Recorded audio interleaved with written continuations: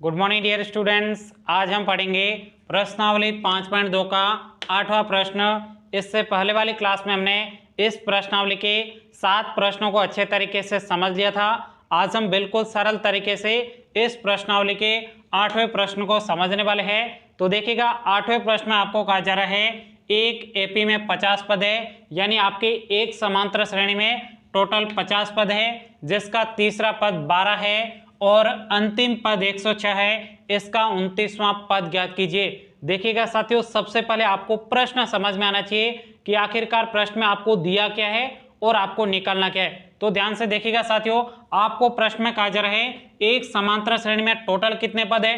Total आपके 50 पद है। उसके बाद में आपको और प्रश्न में दे रखा है कि तीसरा पद यानी आपको A3 का मान 12 दे रखा है और अंतिम पद 106 है। यहाँ पे ध्यान से समझिएगा साथियों, जो टैलेंटेड स्टूडेंट्स हैं उनको पता चल गया है इस समांतर श्रेणी में टोटल तो आपके कितने हैं, 50 पद है। इसका मतलब जो आपके 50वां पद होगा यानी जो आपके अंतिम पद होगा वही तो आपके क्या होगा, इस समांतर श्रेणी का 50वां पद होगा। यानी आपके A50 का मान आपको कितना दे रखा है, 106 दे रखा है। ये बात आपको समझ में आनी चाहिए। आगे क्या समझ में, एक एग्जांपल के माध्यम से समझाता हूं। जैसे आपके एक यहाँ पे लाइन है, इस लाइन में पहले स्थान पर जो विद्यार्थी खड़ा है उसका 1 नंबर है। उसके बाद में जो दूसरे स्थान पर खड़ा है उसका 2 नंबर है। इसी प्रकार से जो तीसरे नंबर पर खड़ा है उसका 3 नंबर है। इसी प्रकार से जो 4 नंबर पर खड़ा है उसके आपके 4 नंबर है। इस प्रकार से इस लाइन में टोटल आपके कितने विद्यार्थी खड़े हैं, टोटल 20 विद्यार्थी खड़े हैं। तो आप मुझे बताइए जो इस पंक्ति में लास्ट में खड़ा है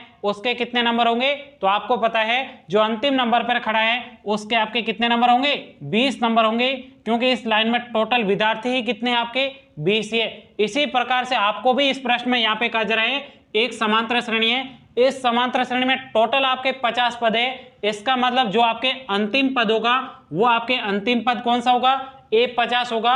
और उस A50 का मान कितना है, 106 दे रखा है। और आपको निकालना क्या है, A29 का मान निकालना है। आई बात आपको समझ में चलेगा। इस प्रश्न को बिल्कुल सरल तरीके से सोल्व करते हैं। यहाँ पे लिखेंगे हल हल।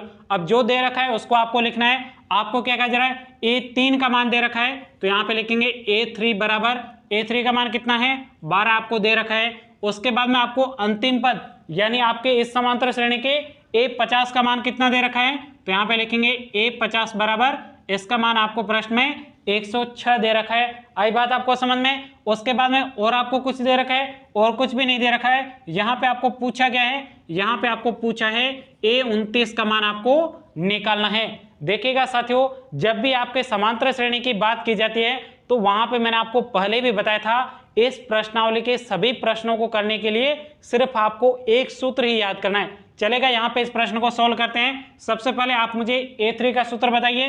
तो यहाँ पे लिखेंगे A3 बराबर A प्लस आपके क्या होता है, A प्लस, जल्दी बोलिएगा, A प्लस 2D होता है। तो यहाँ पे लिखेंगे A प्लस 2D। उसके बाद में देखिएगा A3 का मान कितना दे रखा है, 12। तो यहाँ पे लिखेंगे 12 बराबर A का मान कितना है, A का मान आपको प्रश्न में नहीं दे रखा है, न ही आपको D का मान दे रखा है। तो यहाँ पे ये हो जाएगा हमारा समीकरण नंबर 1। आई बात आपको समझ में। उसके बाद में देखिएगा साथियों, आपको यहाँ 50 का मान दे रखा है। तो यहाँ पे आप मुझे सबसे पहले A50 का सूत्र बताइए। A50 का सूत्र क्या होगा, जल्दी से कमेंट्स करिएगा, मैं यहाँ पे रुका हुआ हूँ,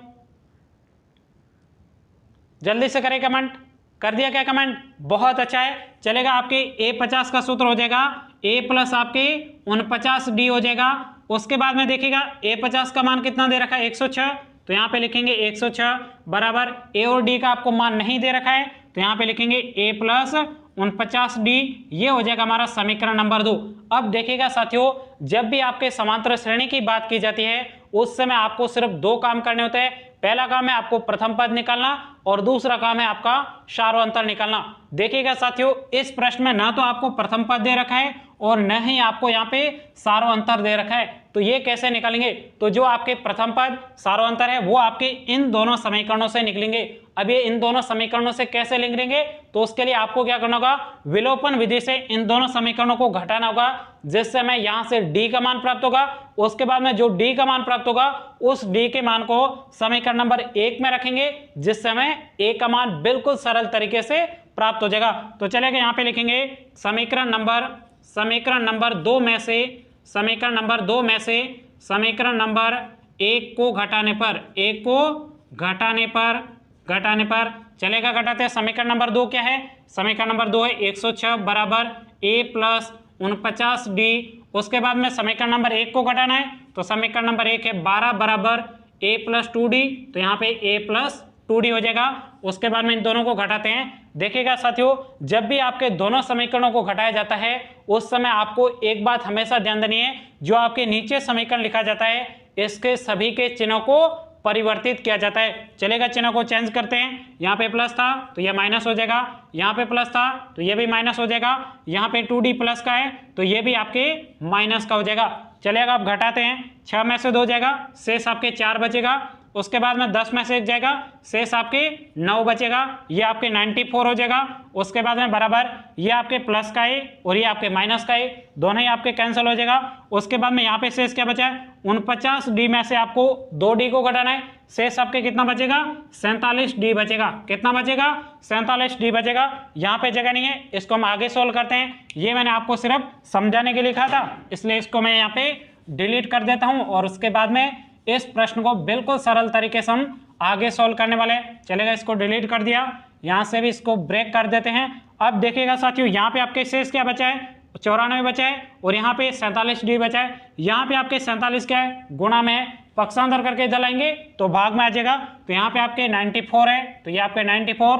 उसके बाद में यहाँ पे गुणा में था, इधर आते भाग में आ गया तो ये आपके 47 भाग में आ गया, बराबर आपके d शेष बचा है। अब देखिएगा साथियों, 47 का भाग देना है 94 में, कितने बार जाएगा? 2 बार भाग जाएगा, तो आपके यहाँ पे 2 बार भाग जाएगा। ये आपको d का मान कितना प्राप्त हो जाएगा? 2 प्राप्त हो गया। अब क्या करेंगे? अब आपको a का भी तो मान निकालना है। a का मान कैसे निकालेंगे?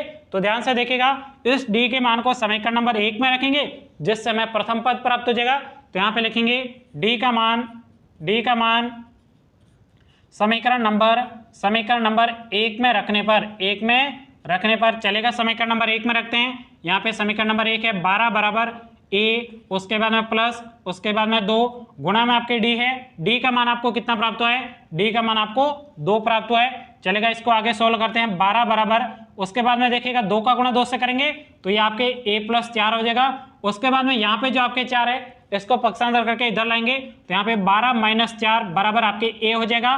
12 में से 4 घटेंगे, शेष आपके 8 बचेगा, यानी आपको a का मान कितना प्राप्त हुआ है? 8 प्राप्त हुआ है। अब देखिएगा साथियों, जब भी आपके समांतर श्रेणी में आपको d और a का मान प्राप्त हो जाता है, उसके बाद में आपको समांतर श्रेणी से रिलेटेड कोई भी प्रश्न पूछा जाएगा तो आप बिल्कुल सिंपल तरीके से निकाल सकते हो। अब आपको पूछा गया प्रश्न में, आपको पूछा है 29वां मान निकालिए, यानी आपको a29 का मान निकालना है। तो सबसे पहले यहाँ पे लिखेंगे a29 बराबर, अब a29 का सूत्र क्या होता है? जल्दी से कमेंट्स करके बताइए, a29 का सूत्र क्या होता है? आपसे पूछ रहा हूं, जल्दी कमेंट करिए, कर दीजिए कमेंट, मैं यहाँ पे रुका हुआ हूं। टाइप कर रहे हो क्या? जल्दी से टाइप करिए। बहुत अच्छा, a29 का आपके सूत्र होता है a प्लस 28d। क्या होगा? a प्लस 28d होगा।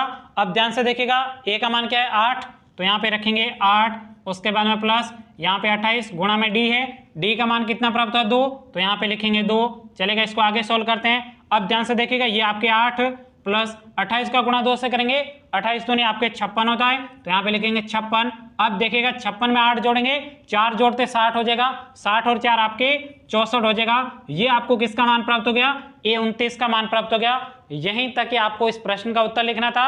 अब आपको बोर्ड के एग्जाम में पूरे नंबर लाने के लिए यहाँ पे एक लाइन लिखनी है, तो यहाँ पे लिखेंगे अतः इस समांतर श्रेणी का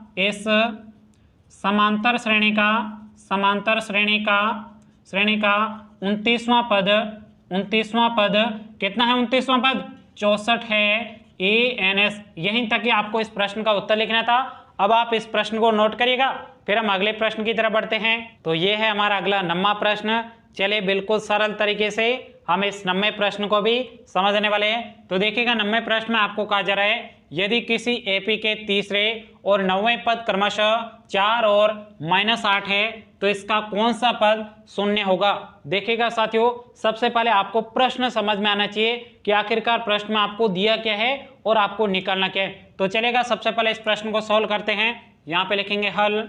अब देखिएगा साथियों, आपको प्रश्न में क्या दे रखा है? तीसरे और 9वें पद यानी आपको A3 और A9 का मान आपको यहाँ पे दे रखा है। तो यहाँ पे लिखेंगे A3 बराबर, A3 का मान कितना दे रखा है, क्रमशः दे रखा है, यानी पहला आपका A3 का मान है तो A3 का मान आपके 4 हो जाएगा, तथा A9 का मान कितना हो जाएगा, तो यहाँ पे लिखेंगे A9 बराबर, A9 का मान कितना हो जाएगा, माइनस का 8 आपको प्रश्न में दे रखा है। उसके बाद में आपको और क्या दे रखा है, और आपको कुछ भी नहीं दे रखा है, लेकिन आपको निकालना क्या है, तो देखिएगा साथियों, आपको प्रश्न में निकालना है कि इसका कौन सा पद शून्य होगा। यानी हम मान लेते हैं यह एक समांतर श्रेणी है, इस समांतर श्रेणी में यहाँ पे पद है, यहाँ पे पद है, और यहाँ पे आपके क्या आता है, एक जीरो आता है। ये कितने नंबर पर जीरो आएगा, यानी आपको n का मान निकालना है। किसका मान निकालना है, n का मान निकालना है। लेकिन यहाँ पे जो शून्य दे रखा है ना, ये जीरो किसका मान है, ये आपको समझना चाहिए। तो यहाँ पे मानेंगे इस समांतर श्रेणी का अंतिम पद क्या है, आपके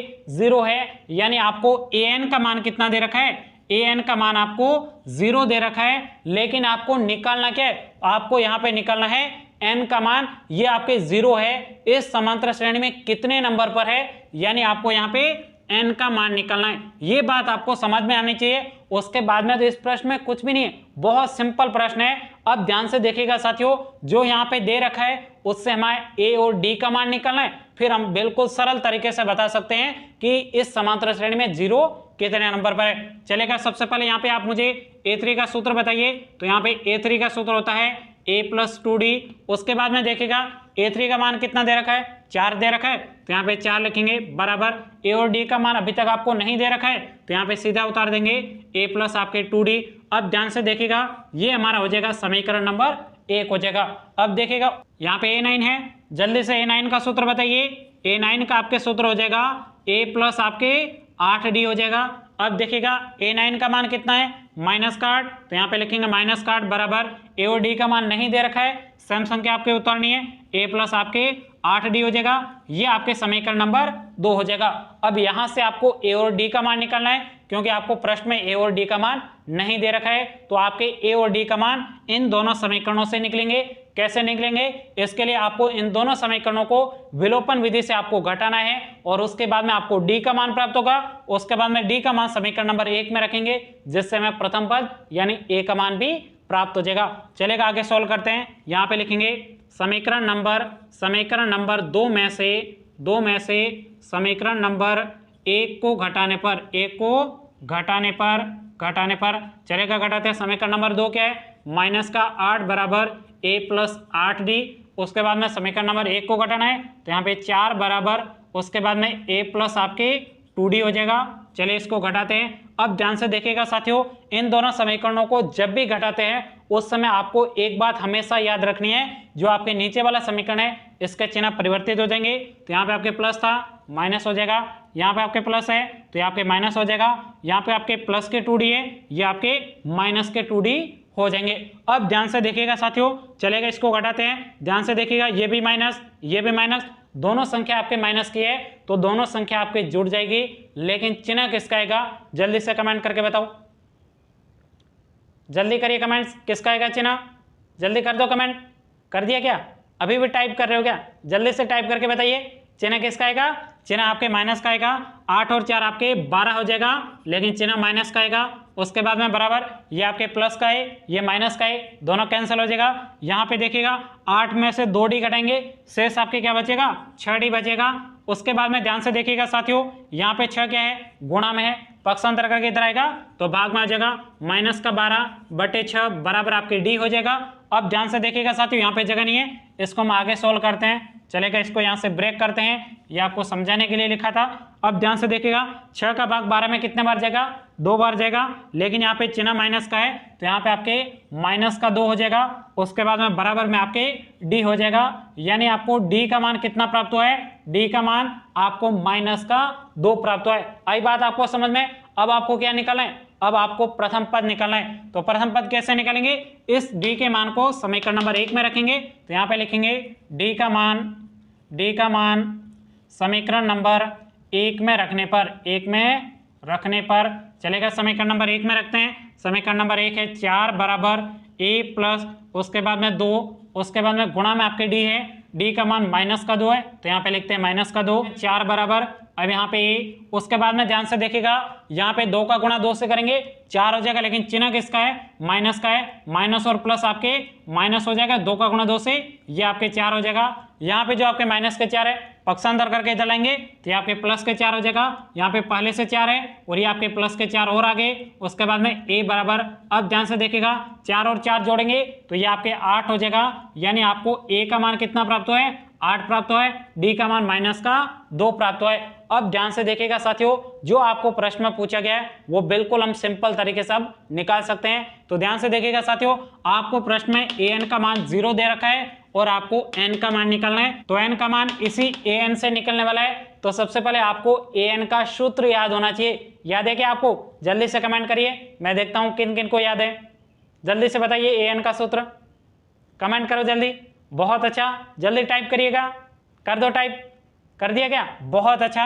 ए एन का आपके सूत्र हो जाएगा, तो यहाँ पे लिखेंगे ए एन बराबर ए प्लस एन माइनस 1 गुणा में आपके डी हो जाएगा। अब ध्यान से देखिएगा ए एन का मान क्या है 0, तो यहाँ पे 0 बराबर, उसके बाद में ए का मान क्या है, ए का मान आपके यहाँ पे 8 प्राप्त हुआ है, उसके बाद में प्लस एन का मान तो आपको निकालना है तो एन की जगह एन ही रहने देंगे, उसके बाद में डी है, डी का मान आपको माइनस का 2 दिया गया है तो यहाँ पे माइनस का 2 लिखेंगे। अब ध्यान से देखिएगा यहाँ पे 8 है प्लस का, पक्षांतर करके इधर लाएंगे तो यहाँ माइनस का 8 बराबर, उसके बाद में ध्यान से देखिएगा साथियों ये तो पूरा हट गया, उसके बाद में इस -2 का गुणा इस पूरे कोष्टक से करना है, चलेगा इस पूरे कोष्टक से करें, माइनस के 2 का गुणा एन से करेंगे तो माइनस का आपके 2n हो जाएगा, उसके बाद में माइनस के 2 का गुणा माइनस के 1 से करेंगे तो आपके प्लस का आपके क्या हो जाएगा 2 हो जाएगा, क्योंकि माइनस और माइनस का गुणा प्लस हो जाएगा, 2 का गुणा 1 से करेंगे तो आपके 2 हो जाएगा।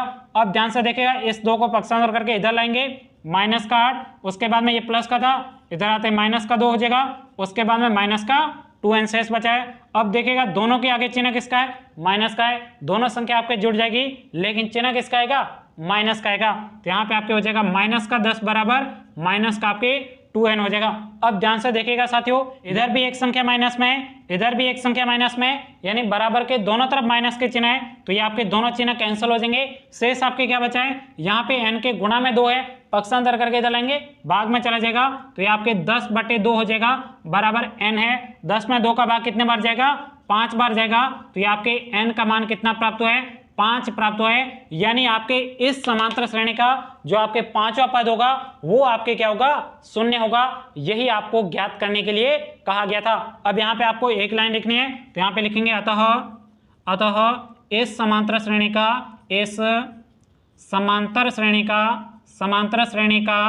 5वां पद 0 है, ANS। यहीं तक ही आपको इस प्रश्न का उत्तर लिखना था। अब आप इस प्रश्न को नोट करिएगा, फिर हम अगले प्रश्न की तरफ बढ़ते हैं। तो ये है हमारा अगला 10वां प्रश्न। चलिए बिल्कुल सरल तरीके से हम इस 10वें प्रश्न को भी समझने वाले हैं। देखिएगा 10वें प्रश्न में आपको कहा जा रहा है किसी एपी का 17वां पद उसके 10वें पद से 7 अधिक है, इसका सार्वंतर ज्ञात कीजिए। देखिएगा साथियों, बहुत सारे विद्यार्थी इस प्रश्न को एक रॉकेट साइंस की तरह समझते हैं और कहते हैं कि सर ये प्रश्न हमें कठिन लगता है, लेकिन साथियों आप जितना इस प्रश्न को कठिन समझते हो ना, इतना ये प्रश्न आपके कठिन नहीं होता है। लेकिन जो आपको टीचर समझाने वाले होते हैं वो क्या करते हैं, बेहतर तरीके से आपको नहीं समझा पाते हैं, इसकी वजह से आप ऐसे प्रश्नों को कठिन समझते हो। लेकिन साथियों ऐसे प्रश्नों को जिसमें कहा जाता है किसी से 5 अधिक है, किसकी आयु 10 वर्ष अधिक है, मोहन की आयु सोहन की आयु से 10 वर्ष कम है, ऐसे प्रश्नों को बहुत सारे विद्यार्थी कठिन समझते हैं। लेकिन साथियों ये प्रश्न बहुत ही ज्यादा आपके क्या होते हैं, सरल होते हैं। कैसे सरल होते हैं, चलेगा इस प्रश्न को सोल्व करके मैं आपको बताऊंगा कि ये प्रश्न आपके कितने सरल है। चलेगा यहाँ पे सबसे पहले लिखते हैं हल, यहाँ पे लिखते हैं हल। उसके बाद में देखिएगा साथियों यहाँ पे आपके एपी की बात की जा रही है, यानी आपके ये प्रश्न किससे संबंधित है, समांतर श्रेणी से संबंधित है, ये आपको यहाँ से पता चल गया। उसके बाद में यहाँ पे 17वां पद, कौन से पद की बात की जा रही है, 17वें पद की बात की जा रही है, यानी आपके A17 की बात की जा रही है। उसके बाद में देखिएगा 17वां पद उसके, यानी आपके ये 17वें पद है, इस 17वें पद के बारे में आपको कहा जा रहा है 17वां पद 10वें पद से, किस पद से, ध्यान से देखिएगा 10वें पद से, यानी तुलना किससे की जा रही है, 10वें पद से, यानी आपके 10वें पद से 7 अधिक है, किस पद से 7 अधिक है? ये आपके जो 17वां पद है इस 10वें पद से 7 अधिक है, यानी आपके ये क्या है 7 अधिक है, यानी आपके इसके पास 7 अंक अधिक है। किससे अधिक है? इस 10वें पद से अधिक है। तो इसका मतलब साथियों जब आपको इनको बराबर करेंगे ना तभी आपके प्रश्न का उत्तर निकलेगा।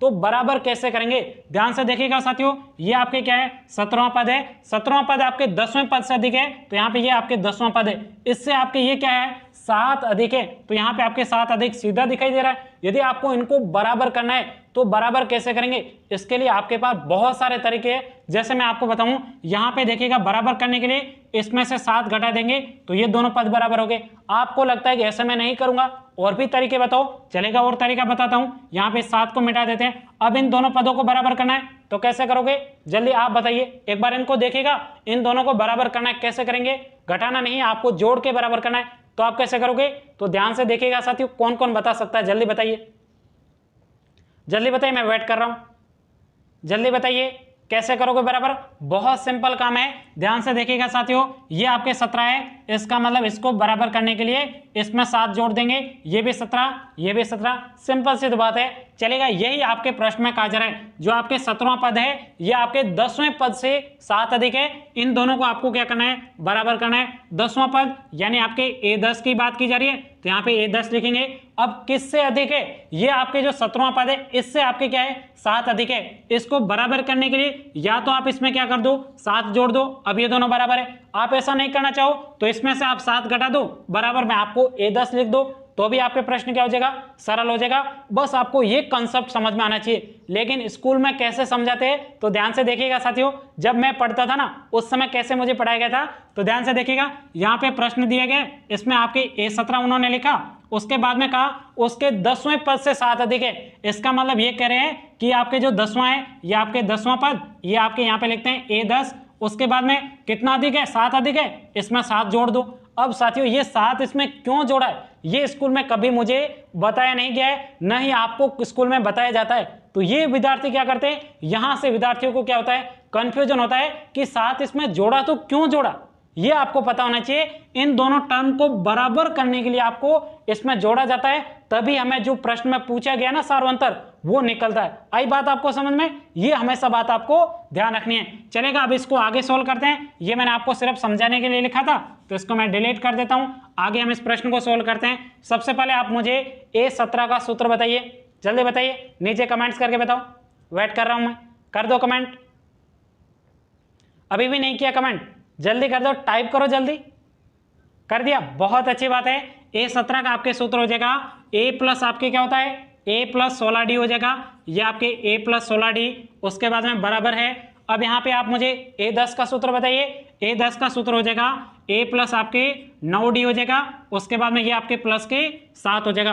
अब ध्यान से देखिएगा साथियों, यहाँ पे आपके क्या है प्लस का A पक्षांतर करके इधर लाएंगे तो यहाँ पे आपके माइनस का A हो जाएगा, तो प्लस और माइनस का A दोनों कैंसिल हो जाएगा, ये दोनों आपके कैंसिल हो जाएगा। शेष आपके क्या बचा है यहाँ पे 16D बचा है, तो यहाँ पे 16D, यहाँ पे क्या है प्लस का 9D है, पक्षांतर करके इधर लाएंगे ये आपके माइनस का 9D हो जाएगा। उसके बाद में बराबर में आपके शेष क्या बचा है 7 बचा है। अब 16D में से 9D को घटाइए, शेष आपके क्या बचा, यहाँ पे आपके 7D बचा, बराबर में आपके 7 है। उसके बाद में ध्यान से देखिएगा साथियों, यहाँ पे D के गुणा में 7 है, पक्षांतर करके भाग में चला जाएगा, तो यहाँ पे आपके D बराबर क्या हो जाएगा 7/7 हो जाएगा। 7 में 7 का भाग एक बार जाएगा, यानी आपको D का मान कितना प्राप्त हुआ है, D मतलब आपके ये क्या है सार्वंतर है। यही तो आपको इस प्रश्न में पूछा गया था, देखा ना कितना सरल प्रश्न है। लेकिन साथियों ये आपको यहाँ पे जो कंडीशन दे रखी ना इसको आपको अच्छे तरीके से समझना होता है। तो इस प्रश्न का आपको यहीं तक उत्तर लिखना था। अब यहाँ पे आपको एक लाइन लिखनी है, अतः इस समांतर श्रेणी का, इस समांतर श्रेणी का सार्वअंतर 1 है ANS। यहीं तक ही आपको इस प्रश्न का उत्तर लिखना था। अब आप जल्दी से इस प्रश्न को नोट करिएगा अपनी कॉपी में, फिर हम अगले प्रश्न की तरफ बढ़ते हैं। तो ये है हमारा अगला 11वां प्रश्न। चले बिल्कुल सरल तरीके से हम इस 11वें प्रश्न को भी समझने वाले हैं। तो देखिएगा 11वें प्रश्न में आपको दिया गया है AP, यानी आपको एक समांतर श्रेणी दी गई है 3, 15, 27, 39, इस प्रकार से यह समांतर श्रेणी आपके आगे बढ़ती जाती है। आपको यहाँ पे पूछा गया है इस समांतर श्रेणी का कौन सा पद उसके 54वें पद से 132 अधिक है। देखिएगा साथियों, सबसे पहले आपको प्रश्न समझ में आना चाहिए कि आखिरकार प्रश्न में आपको दिया क्या है और आपको निकालना क्या है। तो ध्यान से देखिएगा, यहाँ पे आपको एक समांतर श्रेणी दी गई है। जब भी आपको समांतर श्रेणी दी जाती है तो वहां पे आपको सबसे पहले दो काम करना है।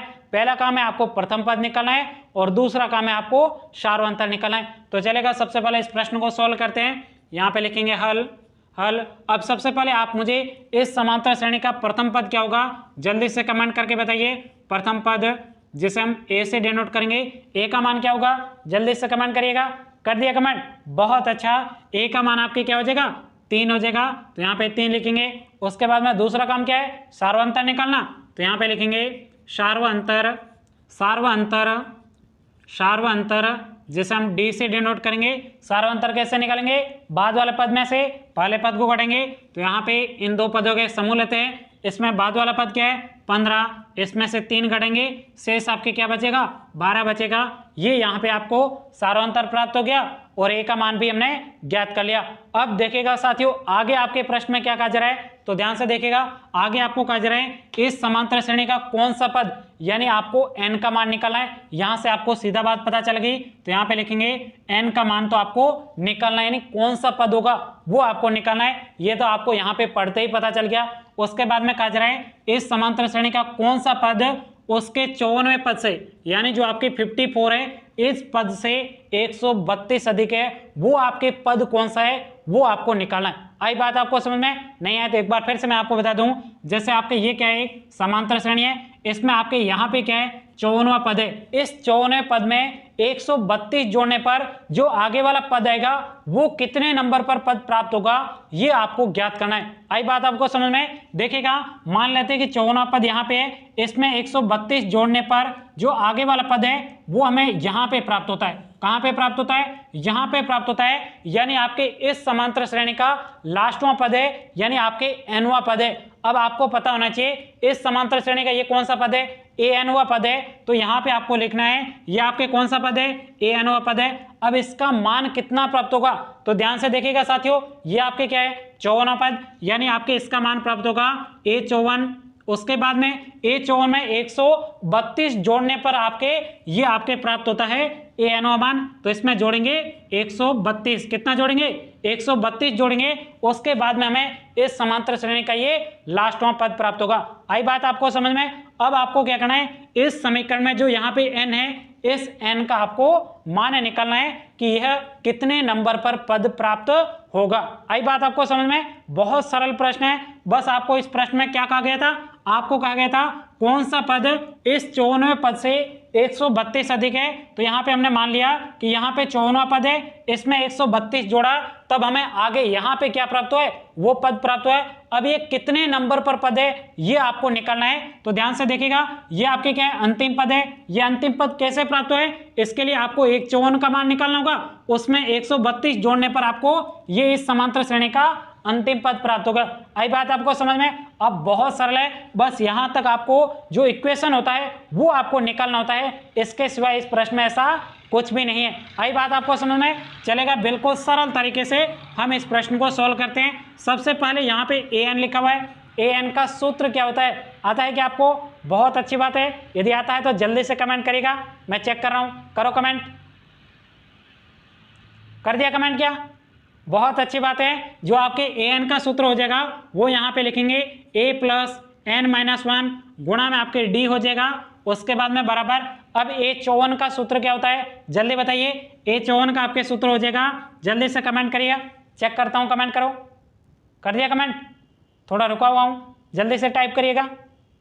कर दिया टाइप, बहुत अच्छी बात है। इसका सूत्र हो जाएगा a प्लस आपके 53d, उसके बाद में प्लस का 132 है। अब ध्यान से देखिएगा साथियों, यहाँ पे क्या है प्लस का a, यहाँ पे प्लस का a, तो ये इस पक्षांतर करके इधर लाएंगे तो माइनस का a हो जाएगा। तो ये दोनों तो आपके क्या हो जाएंगे, प्लस माइनस कैंसिल हो जाएगा। शेष आपके क्या बचा है n-1, उसके बाद में गुणा में d है, d का मान हमने यहाँ पे रखा है, d का मान क्या आपके 12 है, तो यहाँ पे गुणा में 12 हो जाएगा बराबर। यहाँ पे शेष क्या बचा 53, उसके बाद में गुणा में आपके क्या यहाँ पे d का मान कितना 12, तो यहाँ पे लिखेंगे 12, उसके बाद प्लस का 132 है। अब ध्यान से देखिएगा साथियों, यहाँ पे आप चाहो तो यहाँ पे गुणा कर सकते हो, यदि आपको लगता है कि गुणा करने की जरूरत नहीं है तो आपको कैलकुलेशन ज़्यादा करके अपना समय बोर्ड के एग्जाम में खराब नहीं करना है। आई बात आपको समझ में? जो भी टैलेंटेड स्टूडेंट्स को मैं पढ़ाता हूं उनको मैं ये तरीके बताता हूं जिससे उनका समय भी बचता है और उसके बाद में जिस प्रश्न में उनको डाउट होता है ना उसको वो पर्याप्त समय दे पाते हैं। ऐसी ट्रिकें आपको अपनानी होगी,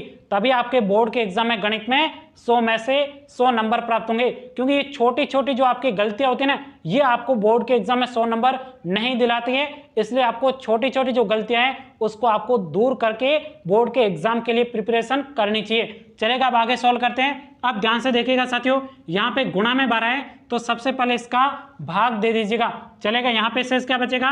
n-1। उसके बाद में यहाँ पे गुणा में था, इधर आते भाग में आ जाएगा तो यहाँ पे 53। उसके बाद में सॉरी यहाँ पे 53 है तो यहाँ पे 53 गुणा में आपके 12। इसमें आपको किसका भाग देना है? ये आपके प्लस 132। अब ध्यान से देखिएगा, यहाँ पे 12 का भाग देना है तो ये आपके 12 भाग में आ जाएगा। अब ध्यान से देखिएगा साथियों, इन संख्याओं को अलग अलग कर दीजिएगा तो यहाँ पे आपके n-1 बराबर ये आपके 53 गुणा आपके 12 बटे आपके 12 हो जाएगा। उसके बाद में प्लस तो यहाँ पे प्लस लिखते हैं। उसके बाद में 132 उसके अंदर 12 का भाग देते हैं। बस आपको यहाँ पे क्या कर देना? अलग अलग कर देना है। अब देखिएगा, इसमें 12 का भाग कट जाएगा, शेष आपके क्या बचा? सिर्फ आपके 53 ही बचा। तो यहाँ से इसको ब्रेक करते हैं और उसके बाद में आगे सोल्व करते हैं। ये मैंने आपको सिर्फ समझाने के लिए लिखा था, इसको मैं डिलीट करता हूँ। अब देखिएगा, ये 12 और 12 आपके कट गया था, शेष आपके क्या बचा था? n-1 बराबर यहाँ पे आपके 53 बचा था तो यहाँ पे 53 लिखेंगे। उसके बाद में प्लस का चिन्ह तो ये आपके प्लस का चिन्ह। अब देखिएगा, 132 में 12 का भाग कितने बार जाएगा? तो ध्यान से देखिएगा, 12 का भाग 13 में एक बार जाएगा, शेष आपके 1 बचा तो यहाँ पे 12 हो गया। 12 में 12 का भाग एक बार जाएगा तो यहाँ पे आपके 1 लिख देंगे, यानी आपके 132 में 12 का भाग 11 बार जाएगा पूरी बार। अब ध्यान से देखिएगा, इनको जोड़िएगा, n-1 बराबर 53 और आपके 10 कितना हो जाएगा? 63 हो जाएगा। 63 और 1 आपके 64 हो जाएगा। अब ध्यान से देखिएगा, यहाँ पे -1 है, इसको पक्षांतर करेंगे तो n बराबर ये 64 प्लस का हो जाएगा इधर। अब देखिएगा, n बराबर आपके क्या हो जाएगा? 64 और 1 आपके 65 हो जाएगा। यानी यहाँ पे आपको n का मान कितना प्राप्त हुआ है? 65 प्राप्त हुआ है। यही आपको निकलना था। देखिएगा साथियों, आपको प्रश्न में पूछा गया था कौन सा पद, यानी आपके 65वां पद है वो आपके इस 54वें पद से 132 अधिक है। कितना अधिक है? 132 अधिक है। किससे अधिक है? इस 54वें पद से अधिक है। कौन सा पद? आपके 65वां पद। बस यही तो आपको निकलना था। तो यहाँ पे लिखेंगे अतः इस समांतर श्रेणी का 65वां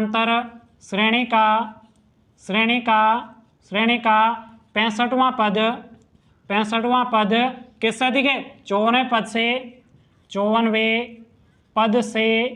पद से 132 अधिक है। 132 अधिक है। ANS। यहीं तक कि आपको इस प्रश्न का उत्तर लिखना था। अब आप इस प्रश्न को अपनी कॉपी में अच्छे तरीके से नोट करिएगा। जो आपके शेष बचे हुए प्रश्न हैं उनको हम कल की क्लास में करेंगे। और आज का वीडियो आपको कैसा लगा जल्दी से आप मुझे कमेंट्स करके जरूर बताइएगा। आई बात आपको समझ में? आज के इस वीडियो में इतना ही। Thank you, take care.